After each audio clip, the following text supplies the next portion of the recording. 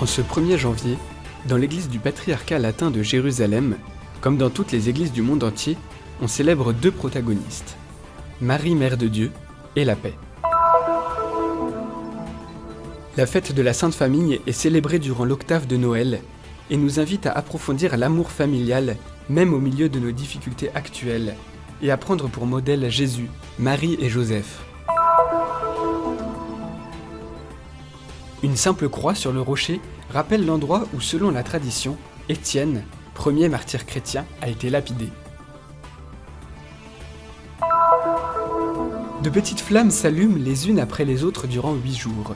C'est la fête juive de Hanouka, la fête des Lumières. Une communauté juive a célébré l'allumage de la dernière bougie de Hanouka avec des chrétiens et des musulmans.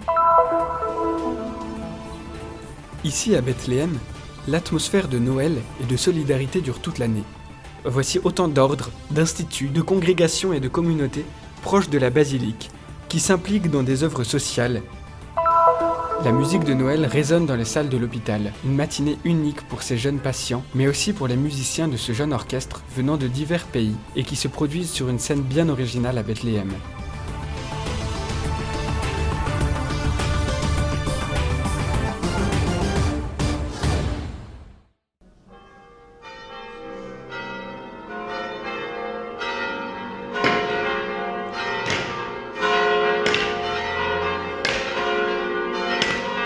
En ce 1er janvier, dans l'église du patriarcat latin de Jérusalem, comme dans toutes les églises du monde entier, on célèbre deux protagonistes, Marie, Mère de Dieu, et la paix. Les deux sont nécessaires. Je pense que le pape Paul VI a eu une merveilleuse intuition de confier l'idée de la paix à Marie. Parmi nos désirs les plus profonds, le premier est la paix. Dans chaque famille, nous avons besoin d'une mère à qui nous pouvons confier nos intentions, et dans l'Église, c'est la Vierge Marie, la Mère de Dieu. Le pape François nous a laissé, dans son message, quelques indications précises. Le dialogue, la réconciliation et la conversion écologique. Ces mots semblent éloignés de notre expérience en Terre Sainte, mais ils sont les indications d'un chemin que nous devons emprunter. On parle toujours de dialogue, a déclaré l'archevêque Pizzaballa au cours de son homélie, mais on en fait peu. À l'origine de tous les problèmes, il y a cette difficulté à nous parler, à dialoguer, à nous faire face les uns les autres. Le mot « réconciliation » est également un mot tabou. Notre peuple se demande comment on peut parler de réconciliation tant que cette situation d'injustice existe. Et pourtant, a déclaré l'archevêque Pizzaballa, nous ne devons pas perdre espoir. L'administrateur apostolique du patriarcat latin a souligné l'importance de reconnaître la réalité dans laquelle nous vivons, ce qui ne signifie pas la justifier. Et puis, il a mentionné la parésie, ou le parler franchement. Nous ne devons pas renoncer, a-t-il dit, à exprimer un jugement sur le monde. Nous devons dire des oui, mais aussi des non. Par-dessus tout, nous devons nous faire la voix de ceux qui n'ont pas de voix. Car notre peuple a aussi besoin de paroles de vérité, sans que cela ne transforme l'Église en parti politique. Parler de paix sur ce territoire est un peu difficile. Nous avons pu constater toutes les contradictions qui existent. Mais pourtant, nous sommes ici pour prier pour la paix. Nous sommes profondément touchés par les divisions de cette terre. La recherche de la paix est donc fondamentale. Je souhaite à cette terre qu'elle trouve sa paix. Que les hommes, se reconnaissant véritablement comme enfants d'un seul Dieu, trouvent la paix et puissent vivre en paix.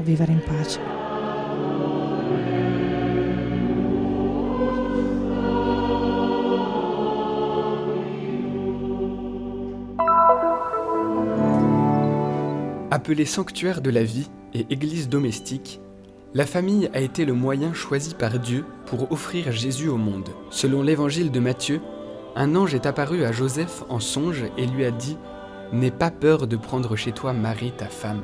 Oui, l'enfant qui est dans son ventre vient de l'Esprit Saint. » La famille de Nazareth est ainsi devenue un exemple pour le monde. De nos jours, il est vraiment nécessaire de contempler la Sainte Famille de Nazareth. Dans notre époque marquée par le relativisme, il nous faut contempler les valeurs familiales et humaines, pas seulement spirituelles de cette famille. Ces valeurs, ce sont celles d'un père qui travaille et qui s'occupe de son fils, un fils qui est le sien de par la loi, bien qu'étant envoyé et offert par Dieu. Ce sont celles de Marie, qui prend soin de son mari et de son fils. Ce sont encore les valeurs d'une famille qui a eu du mal à se réveiller le matin pour aller travailler dans la ville de Séphoris. Eux aussi ont vécu l'expérience des réfugiés, fuyant le roi Hérode pour se rendre en Égypte. De nombreuses familles sont aujourd'hui obligées d'émigrer à cause de la guerre et des difficultés liées à l'emploi. Cette sainte famille de Nazareth est un véritable exemple pour notre temps. A causa delle difficoltà di lavoro, davvero questa famiglia santa di Nazareth è un esempio.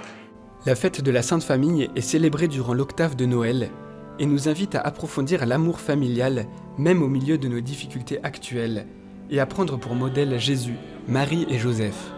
Dans la basilique de l'Annonciation, franciscains, pèlerins, chrétiens locaux et couples célébrant leurs noces d'argent ou d'or se sont réunis pour la messe présidée par le frère Francesco Patton, custode de Terre Sainte.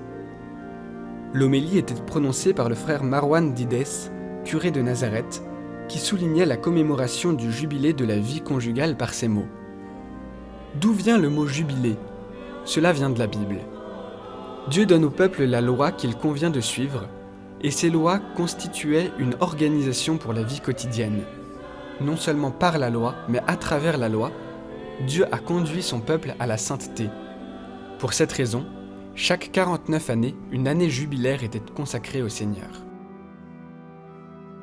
À la fin de la messe, tous les fidèles sont sortis en procession vers le lieu où vivait la Sainte Famille et ont reçu la bénédiction. Esse lugar, assim, eu acho que é muito forte, né, para nós ver. En ce lieu, je crois qu'il est particulièrement important pour nous de voir comment la Sainte Famille se laissait conduire par Dieu. Je crois que la famille est née de ce oui. Un oui à Dieu pour accueillir et incarner sa volonté dans sa propre vie. C'est une émotion très spéciale que de pratiquer la célébration de la Sainte Famille dans ce lieu où ils ont vécu et habité. Nous pouvons aussi faire l'expérience de cette spiritualité de Nazareth.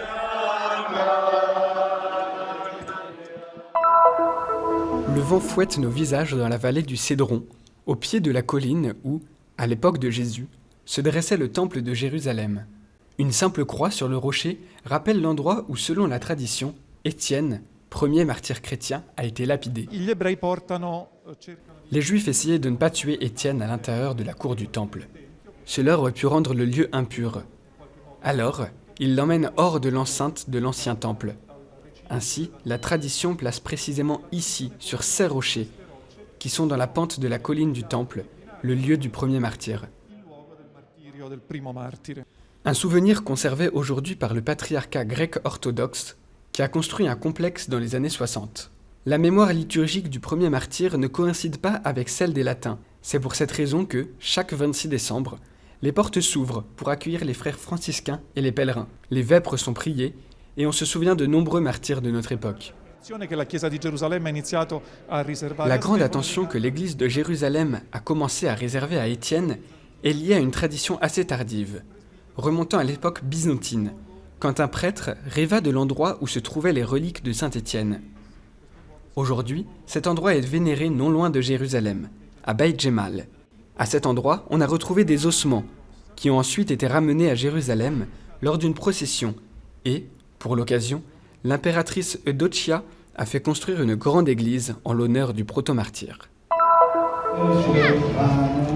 De petites flammes s'allument les unes après les autres durant 8 jours. C'est la fête juive de Hanouka, la fête des lumières. Des lumières que l'on dépose sur le pas de sa porte, des lumières qui attirent les jeunes et les familles dans les rues commerçantes et animées de Jérusalem-Ouest, ou encore les touristes et les fidèles au mur des lamentations, devant une grande menorah dorée. Hanouka commémore la réinauguration du temple de Jérusalem au IIe siècle avant Jésus-Christ. Selon la tradition, un miracle se produisit à cette occasion. Les huiles destinées à l'allumage de la menorah du temple avaient été profanées, à l'exception d'une fiole qui ne devait pas suffire plus d'1 jour. Pourtant, on parvint à allumer le candélabre pendant 8 jours à la surprise générale. À la fin de cette fête qui tombe précisément durant la semaine de Noël, le vrai miracle à Jérusalem fut autre. Une communauté juive a célébré l'allumage de la dernière bougie de Hanouka avec des chrétiens et des musulmans. Il ne s'agit pas d'une première, mais des prières, des chants, des réflexions et des vœux ont réuni des fidèles de différentes religions, des hommes et des femmes qui voulaient vivre ensemble une soirée d'amitié. Ici à Bethléem, l'atmosphère de Noël et de solidarité dure toute l'année. Tout près de la basilique de la Nativité se trouve la maison Hogar Niño Dios, créée en 2005 par les sœurs de la famille religieuse du Verbe incarné. Dans cette maison, on prend soin de 36 enfants aux besoins spéciaux. À leur arrivée en Terre Sainte et au cours de leur apostolat volontaire, les sœurs ont pris conscience des besoins de nombreux enfants qui avaient été écartés et abandonnés du seul fait de leur handicap. Il était nécessaire d'initier une œuvre de miséricorde. Notre congrégation est née en Argentine en 1984. Elle a été fondée par le père Carlos Miguel Buela. La branche masculine, les prêtres du Verbe incarné, est née la première, puis, 4 ans plus tard, ce fut au tour de la branche féminine, les sœurs servantes du Seigneur et la Vierge de Matara. Le charisme de la congrégation est l'inculturation de l'Évangile. C'est pourquoi nous sommes présents sur les 5 continents en tant que missionnaires. La joie de ceux qui reçoivent attention, affection et dévouement est palpable. Mais pour ceux qui se donnent dans cette œuvre, la satisfaction est encore plus grande. Filippo fait partie du projet italien de service civique national à l'étranger. Il fait du bénévolat et collabore avec le patriarcat latin. En ce qui me concerne, ici je m'enrichis. C'est plus un service qu'ils me rendent que l'inverse. L'enfant Jésus est certes né à 200 mètres d'ici, mais à moi, il m'a été donné dans cet institut et non pas dans la basilique de la Nativité. C'est un endroit merveilleux.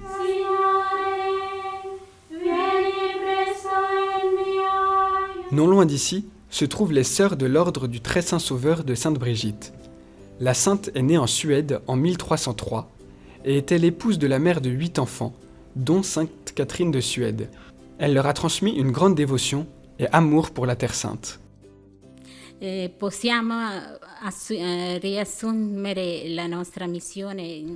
pouvons résumer notre mission et notre vocation en 3 mots: adoration, service et réparation. C'est un service humble et simple pour tous ceux qui viennent visiter notre maison, à la recherche d'un peu de repos pour leur corps et leur âme. Nous offrons cet accueil simple et joyeux à tous ceux qui frappent notre porte. Del corpo e dell'anima offriamo questa semplice e gioiosa accoglienza a tutti quelli che vengono a visitare. Les franciscains, également présents à Bethléem, jouent un rôle religieux, social et éducatif important. Now in the Holy Land we have about 18 schools, more than 10,000 students. Aujourd'hui, nous avons environ 18 écoles en Terre Sainte. Cela rassemble plus de 10 000 élèves et 1 millier d'enseignants. Cette œuvre est importante, car son objectif est de s'assurer que les habitants de ce pays puissent accéder à un meilleur emploi dans la société. Une bonne éducation permet de s'ouvrir au monde. Nous espérons qu'à travers l'éducation que nous donnons à nos enfants, leur vie ici, en Palestine, s'améliore.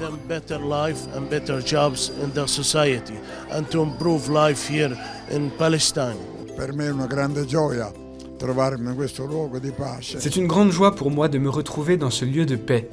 Je viens de Palestine depuis plus de 30 ans et je partage la conviction qu'il faut être parmi ces enfants. Si la paix règne en ce lieu, alors elle pourra se propager au monde entier. Augurandomi che la pace di questo luogo possa estendersi in tutto il mondo. Voici autant d'ordres, d'instituts, de congrégations et de communautés proches de la basilique qui s'impliquent dans des œuvres sociales et qui veillent à ce que la solidarité ne se limite pas à la seule période de Noël.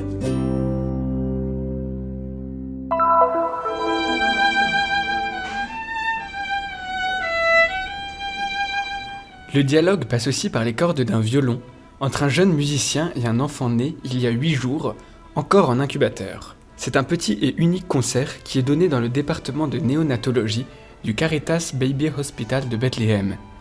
Il nous laisse émerveillés, les yeux et les oreilles grands ouverts. La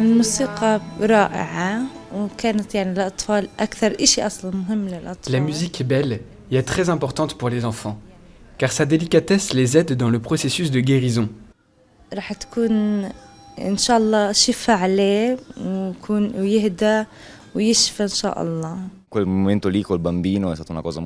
En cet instant, avec l'enfant, j'ai vécu quelque chose de très intime. Je le dois à cet enfant. Je suis très heureux de l'avoir fait, parce que j'ai plusieurs amis qui ont dû passer par cette épreuve, en Italie, et je sais ce que ça signifie.